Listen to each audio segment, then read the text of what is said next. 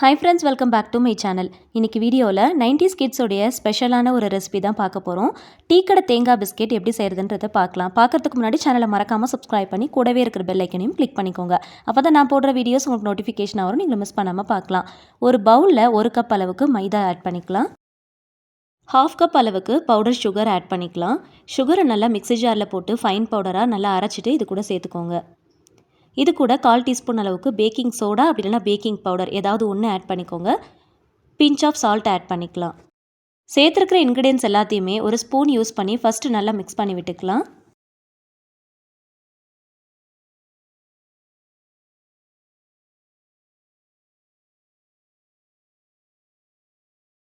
இதில் ஒரு 1/2 கப் அளவுக்கு ஃப்ரெஷ்ஷாக துருவின தேங்காய் ஆட் பண்ணிக்கலாம். சில பேர் டெசிகேட்டட் கோகோனட் ஆட் பண்ணி செய்வாங்க. அந்த மாதிரி செய்கிறத விட இந்த மாதிரி கோகோனட்டை நல்லா ஃப்ரெஷ்ஷாக துருவிட்டு நீங்கள் சேர்த்து பண்ணும்போது டேஸ்ட் ரொம்ப நல்லாயிருக்கும், நல்ல வாசனையாகவும் இருக்கும். இது கூடவே 1/4 கப் அளவுக்கு நெய் சேர்த்துக்கலாம். நெய்யுடைய டேஸ்ட் உங்களுக்கு பிடிக்கல அப்படின்னா நெய்க்கு பதிலாக நீங்கள் 1/4 கப் அளவுக்கு உருக்கின பட்டரை ஆட் பண்ணிக்கலாம். அப்படியும் உங்களுக்கு பிடிக்கல அப்படின்னா 1/4 கப் அளவுக்கு வெஜிடபிள் ஆயில் கூட நீங்கள் ஆட் பண்ணிக்கலாம். ஆனால் நெய் சேர்த்து பண்ணும்போது நல்ல மணமாகவும் நல்ல டேஸ்ட்டாகவும் இருக்கும். ஸ்பூன் வச்சு ஓரளவுக்கு மிக்ஸ் பண்ணதுக்கப்புறமா கை வச்சு நல்லா அழுத்தி பிசைஞ்சு விடுங்க.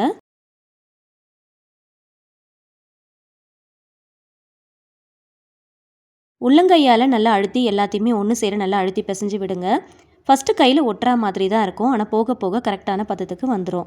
ஸோ இப்போ இதில் 1/4 கப் அளவுக்கு காய்ச்சி ஆற வச்ச பால் எடுத்து வச்சுருக்கிறேன். அதை மொத்தமாக சேர்த்துறாமல் கொஞ்சம் கொஞ்சமாக சேர்த்து நல்லா பிசைஞ்சு விட்டுக்கலாம். இங்கே பிசையக்கூடிய டோவுடைய கன்சிஸ்டன்சி கரெக்டான பதத்தில் இருக்கணும்.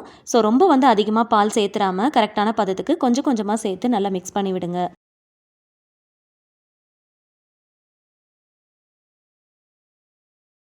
2லேருந்து 3 tablespoon tutti frutti add பண்ணிக்கலாம். இது ஆப்ஷனல் தான், உங்களுக்கு தேவைப்பட்டால் ஆட் பண்ணிக்கோங்க.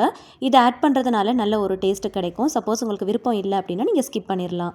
கடையில் நம்ம வாங்கி சாப்பிட்ற தேங்காய் பிஸ்கெட்டில் கண்டிப்பாக இந்த டூட்டி ஃப்ரூட்டி ஆட் பண்ணியிருப்பாங்க. ஸோ அதனால் நானும் ஆட் பண்ணியிருக்கிறேன். உங்களுக்கு விருப்பம் இருந்துச்சுன்னா மட்டும் நீங்கள் ஆட் பண்ணிக்கோங்க. ஆட் பண்ணதுக்கப்புறமா இந்த மாதிரி நல்லா பிசைஞ்சு விட்டுக்கோங்க.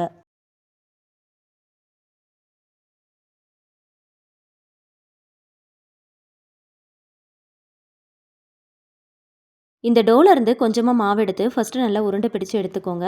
அதுக்கப்புறம் உள்ளங்கையில் வச்சு லைட்டாக ப்ரெஸ் பண்ணிவிட்டு கார்னரில் மட்டும் நல்லா ப்ரெஸ் பண்ணிக்கோங்க. உங்களுக்கு எந்த சைஸில் வேணுமோ அதுக்கேற்றா போல் நீங்கள் உருண்டை பிடிச்சு எடுத்துக்கோங்க. எல்லாமே ஒரே ஷேப்பில் இருக்கிற மாதிரி கரெக்டாக பார்த்து எடுத்துக்கோங்க. இந்த பிஸ்கெட்டை வச்சு பேக் பண்ணுறதுக்காக பட்டர் ஷீட்டை ஃபஸ்ட்டே நான் ஸ்கொயர் ஷேப்பில் கட் பண்ணி ரெடி பண்ணி எடுத்து வச்சுருக்கிறேன். பிஸ்கெட்டை நம்ம மேக் பண்ணதும் இந்த பட்டர் ஷீட்டில் வச்சிடலாம். இதே போல் எல்லா மாவுலையும் ஒரே சைஸில் ஒரே ஷேப்பில் பிஸ்கெட் ரெடி பண்ணி பட்டர் ஷீட்டில் எடுத்து வச்சுக்கலாம்.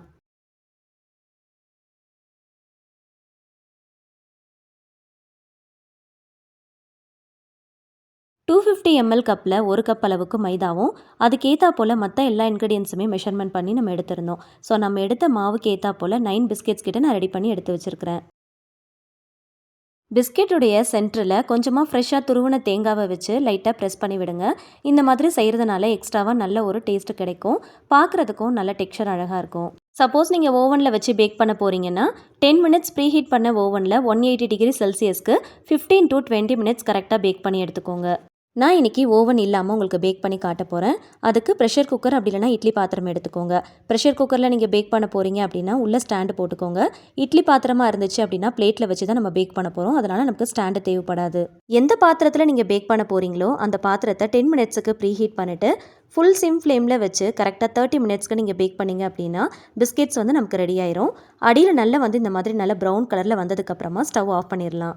எப்பயுமே பிஸ்கெட்ஸ்லாம் நம்ம பேக் பண்ணுறோம் அப்படின்னா உடனே எடுத்து கட் பண்ணிடாமல் அதை கொஞ்சம் நேரம் ஆற விட்டுட்டு அதுக்கப்புறமா பிளேட்டுக்கு மாற்றி நீங்கள் கட் பண்ணி பார்த்தீங்க அப்படின்னா நமக்கு பிஸ்கெட்ஸ் பர்ஃபெக்டாக பேக் ஆகிருக்கும்.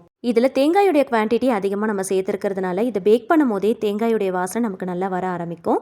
இதை கட் பண்ணும் போது மேலே நல்லா கிறிஸ்பியாக சென்டரில் நல்லா சாஃப்டாக ஸ்பாஞ்சியாக இருக்கும். இந்த பிஸ்கெட்ஸை பொறுத்த வரைக்கும் தேங்காயுடைய குவான்டிட்டி அதிகமாக இருக்கிறதுனால செல்ஃப் லைஃப் 2 days தான். சப்போஸ் நீங்கள் ஸ்டோர் பண்ணி யூஸ் பண்ணுறதா இருந்துச்சு அப்படின்னா கிளாஸ் பாட்டிலில் போட்டு நீங்கள் ஸ்டோர் பண்ணி வச்சுக்கலாம். நீங்கள் 90s கிட்ஸாக இருக்கீங்கன்னா கண்டிப்பாக ஒரு முறையாவது ட்ரை பண்ணுங்கள் இதே மெத்தட் அண்ட் மெஷர்மெண்ட்ஸில். வீடியோக்கு மறக்காமல் லைக் கொடுங்க, ஃப்ரெண்ட்ஸ் அண்ட் ஃபேமிலிஸ் கூட ஷேர் பண்ணிக்கோங்க. ட்ரை பண்ணி பார்த்துட்டு ஃபீட்பேக் ஷேர் பண்ணுங்கள்.